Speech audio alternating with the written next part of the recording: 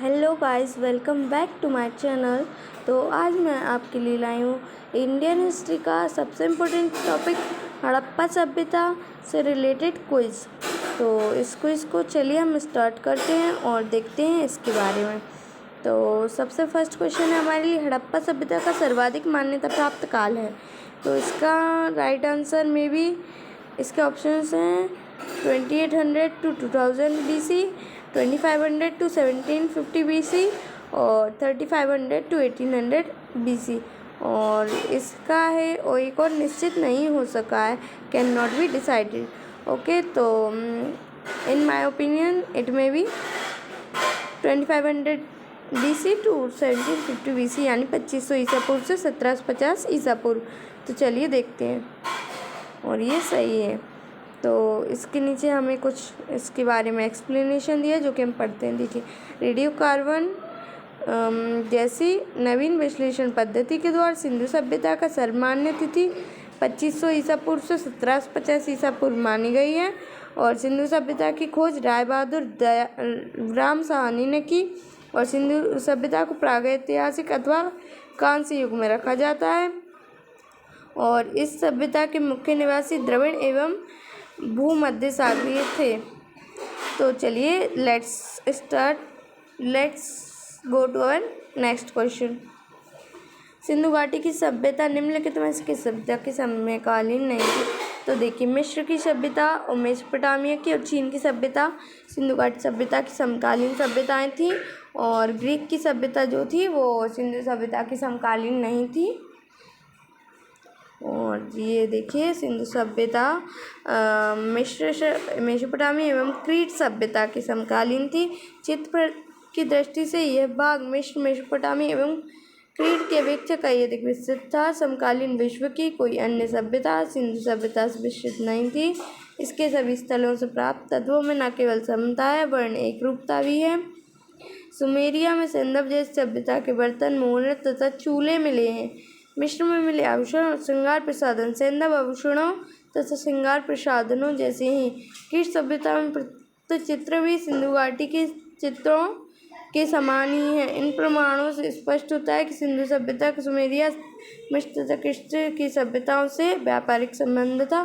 तो जैसा कि गाइस हम लोगों ने देखा, इन तीनों सभ्यताओं से सिंधु घाटी सभ्यता की समान कुछ अवशेष मिले हैं, परंतु ग्रीक की सभ्यता से ऐसा कुछ भी नहीं मिला। इसलिए हम कह सकते हैं कि ये सिंधु सभ्यता के समकालीन नहीं थी।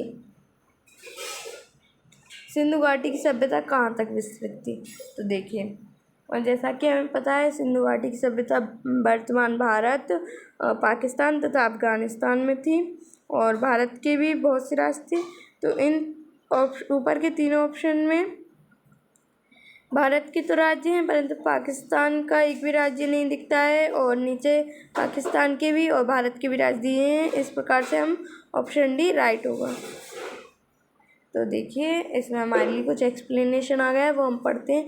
सिंधु सभ्यता के सर्वाधिक पश्चिमी पुरास्थल दास्क नदी के किनारे स्थित सुतका गेंडोर तथा पूर्वी पुरास्थल हिंडन नदी के किनारे आलमगीरपुर, जो कि वर्तमान मेरठ जिले में उत्तर प्रदेश में स्थित है। और उत्तरी पुरास्थल चिनाब नदी के तट पर अखनूर के निकट मांडा तथा दक्षिणी पुरास्थल गोदावरी नदी के तट पर दाइमाबाद। सिंधु सभ्यता या सिंधव सभ्यता नगरीय सभ्यता थी। सिंधव सभ्यता से प्राप्त परिपक्व अवस्था वाले स्थलों में केवल 6 को ही बड़े नगरों की संज्ञा दी गई। ये प्रमुख हैं मोहनजोदाड़ो, हड़प्पा, गढ़वारीवाला, धोलावीरा, राखीगढ़ी, कालीबंगन। स्वतंत्रता प्राप्ति के पश्चात हड़प्पा संस्कृति के सर्वाधिक स्थल गुजरात में खोजे गए। और लोथल एवं सुतकोटा सिंधु सभ्यता का बंदरगाह था। और जुते हुए खेत तथा नक्काशीदार ईंटों के प्रयोग का साक्ष्य हमें कालीबंगन से प्राप्त हुआ है। और यही वह स्थान है जहाँ फर्श में भी पकी हुई ईंटें प्रयोग की गई थी। तो चलिए अपना नेक्स्ट क्वेश्चन भी देखते हैं। सिंधु घाटी की सभ्यता में घोड़े के अवशेष कहाँ मिले हैं? तो ये बात मैं आपको पहले ही बता दूं कि सिंधु घाटी सभ्यता में घोड़े के अवशेष बहुत कम मिले हैं। और वो भी मात्र 1 या 2 ही स्थानों से प्राप्त हुए हैं। और ये जहाँ से प्राप्त हुए हैं वो है सिंधु सभ्यता का बंदरगाह भी था, जो सुरकोटरा। सुरकोट्टा गुजरात के कच्छ जिले में स्थित एक महत्वपूर्ण हड़प्पीय स्थल है, हड़प्पाई स्थल है। यहाँ से घोड़े के अस्थि अवशेष प्राप्त हुए हैं, परंतु सामान्यतः हड़प्पा संस्कृति में घोड़े के अस्तित्व को स्वीकार नहीं किया जाता। अन्य महत्वपूर्ण तथ्य जो कि हमारे लिए बताए गए हैं, आमरी से बारहसिंगा का साक्ष्य मिला है। रोपड़ के एक कब्रिस्तान से मनुष्य के साथ पालतू कुत्ते के दफनाए जाने का प्रमाण, और सुरकोट्टा से एंटीमनी की एक छड़ भी प्राप्त हुई है।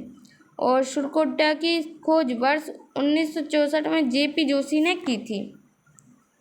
तो चलिए, हमने हमारी महत्वपूर्ण तथ्य भी देख लिए। अब हम हमारे नेक्स्ट क्वेश्चन की ओर चलते हैं। तो हमारा नेक्स्ट क्वेश्चन है जो कि SSC में भी पूछा गया है 1999 और 2002 दो बार। तो सिंधु घाटी स्थल कालीबंगन किस प्रदेश में है? तो ये है बहुत ही इजी। तो इसके ऑप्शन देख लेते हैं। पहले राजस्थान, गुजरात, मध्य प्रदेश और उत्तर प्रदेश। तो ये कालीबंगन जो कि सिंधु घाटी सभ्यता का एक प्रमुख नगर भी माना जाता है, ये राजस्थान में स्थित है। तो कालीबंगा राजस्थान के हनुमानगढ़ जिले का एक प्राचीन ऐतिहासिक स्थल है। यहाँ हड़प्पा सभ्यता के बहुत दिलचस्प और महत्वपूर्ण अवशेष मिले। कालीबंगा एक छोटा नगर था। यहाँ एक दुर्ग मिला है। प्राचीन दशवती तथा सरस्वती नदी घाटी, वर्तमान में घग्गर नदी का क्षेत्र, सेंधव सभ्यता से भी प्राचीन कालीबंगा की सभ्यता पल्लवित और पुष्पित हुई। कालीबंगा 4000 ईसा पूर्व से भी अधिक प्राचीन मानी जाती है। सर्वप्रथम 1952 में अमलानंद घोष ने इसकी खोज की। BK थापर तथा BP लाल ने 1961 एवं 1969 में यहाँ उत्खनन का कार्य किया। ओके, तो चलिए हम हमारे नेक्स्ट क्वेश्चन की ओर चलते हैं। तो ये है, निम्नलिखित में से किस पदार्थ का उपयोग हड़प्पा काल की मुद्रा में मुख्य रूप से किया जाता था? तो देखिए, हमारे पास ऑप्शन है सैलकड़ी, कांसा, तावा और लोहा।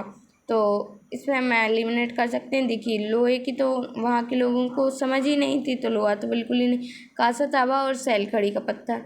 तो वहाँ की मुद्राएं ज़्यादातर सैलकड़ी पत्थर से बनाई जाती थी। और कांसे की हमें वहाँ से नर्तकी की मूर्ति मिली है, और तांबे का एक रथ मिला है जो कि सबसे अधिक प्राप्त हुआ है। तो देखिए, आ गया हमारा हड़प्पा काल की मोहरें मुख्यतः वर्गाकार थीं और सैलकड़ी की बनी होती थी। मोहरों में सर्वाधिक संख्या में एक श्रृंगी पशु की आकृति मिलती है। और मोहनजोदड़ो से एक कांस्य से निर्मित नर्तकी की मूर्ति मिली है। और सिंधु प्रदेश से भारी संख्या में आग में पकी मिट्टी की मूर्तियाँ मिली हैं। और आग में पकी मिट्टी को हम क्या कहते हैं? टेराकोटा। और हड़प्पा सभ्यता किस युग की थी? तो जैसा कि हमने स्टार्टिंग में ही पढ़ा था, कांस्य युग की सभ्यता थी।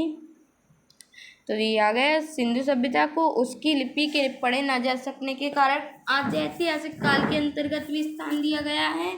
और त्रिकार्ष्य काल की ताम्रपाषाणिक सभ्यता रेडियो कार्बन विश्लेषण की पद्धति के आधार पर 2500 से 1750 अर्थात 500 वर्ष तक रही, ऐसा माना जाता है, जो कि हमने वीडियो के स्टार्टिंग में पढ़ा था। तो चलिए नेक्स्ट क्वेश्चन की तरफ। सिंधु घाटी सभ्यता के लोगों का मुख्य व्यवसाय क्या था? तो सिंधु घाटी सभ्यता के लोगों का मुख्य व्यवसाय व्यापार, पशुपालन, शिकार, कृषि। तो देखिए, ये एक नगरीय सभ्यता थी। इस प्रकार से यहाँ के लोगों का मुख्य व्यवसाय व्यापार था। सॉरी, ये गलत हो गया, बट इसके हिसाब से सिंधु घाटी के लोगों का मुख्य व्यवसाय कृषि था। व्यापार भी उनके गौण व्यवसायों में से एक था। और हड़प्पा सभ्यता में अनेक फसलों की खेती होती थी, जिसमें गेहूँ और जौ प्रमुख थे। चावल का प्रयोग हड़प्पा काल में सीमित मात्रा में होता था। रंगपुर और लूथल से चावल के प्रमाण मिले हैं। हड़प्पावासी मेसोपोटामिया में व्यापार करते थे। चांदी का प्रयोग भारत में प्रथम बार हड़प्पावासियों द्वारा किया गया। कपास की खेती भी सर्वप्रथम हड़प्पावासियों द्वारा ही की गई। और कपास को यूनानी लोग सिडनन भी कहते थे, ये इसलिए क्योंकि यह सर्वप्रथम सिंधु घाटी सभ्यता के लोगों द्वारा उगाई गई। और चेस की शुरुआत भी हड़प्पावासी द्वारा की गई। तो let's go to our next question. Harappa सभ्यता के निवासी थे, तो जैसा कि हमने स्टार्टिंग में पढ़ा था, ये नगरीय सभ्यता थी, तो शहरी निवासी थे। चाहिए तो हड़प्पा सभ्यता शहरी सभ्यता थी। भारत का प्रथम नगरीकरण हड़प्पा सभ्यता द्वारा शुरू किया गया। भारत में द्वितीय शहरीकरण गंगा घाटी में 6वीं शताब्दी ईसा पूर्व में हुआ। और इस काल के बीच में वैदिक सभ्यता थी, जो कि ग्रामीण सभ्यता थी। यायावर व्यवस्था मानव के प्रारंभिक काल को दर्शाती है। और शहरी होने के लिए शर्त खेती में अतिरिक्त उपज होना अनिवार्य है। जी, शहर उसे कहेंगे जहाँ 75% मानव जनसंख्या गैर कृषि कार्यों में संलग्न हो। और हड़प्पा अर्थव्यवस्था कृषि अधिशेष पशुपालन उन्नत हस्तशिल्प तथा समृद्ध आंतरिक तथा बाह्य व्यापार पर आधारित थी। तो चलिए हमारी लास्ट क्वेश्चन पर चलते हैं। सिंधु सभ्यता के घर किससे बनाए जाते थे? ईंट से, बांस से, पत्थर से, लकड़ी से। तो इसका आंसर होगा ईंट से। तो सिंधु घाटी के घर मुख्यतः ईंट से बनाए जाते थे। लकड़ी का भी प्रयोग घर बनाने के लिए किया जाता था। और ईंट धूप में सुखाए हुए आग के द्वारा पकाए प्रयोग में लाया जाता था।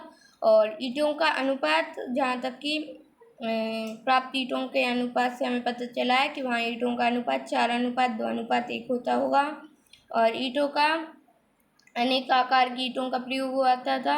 अलंकृत ईंटों के प्रमाण भी कालीबंगन से मिले हैं। और सिंधु सभ्यता का सबसे पूर्वी सीमा मेरठ के हिंडन नदी के तट पे आलमगीरपुर था। और इसका पश्चिमी पुरस्थल सिटकागेंडोर, जो कि वर्तमान बलूचिस्तान में स्थित है। और सबसे पूर्वी मांडा और सबसे दक्षिणी दाइमाबाद, जो कि महाराष्ट्र में है। तो thanks for watching my video. Please like, share and subscribe my channel.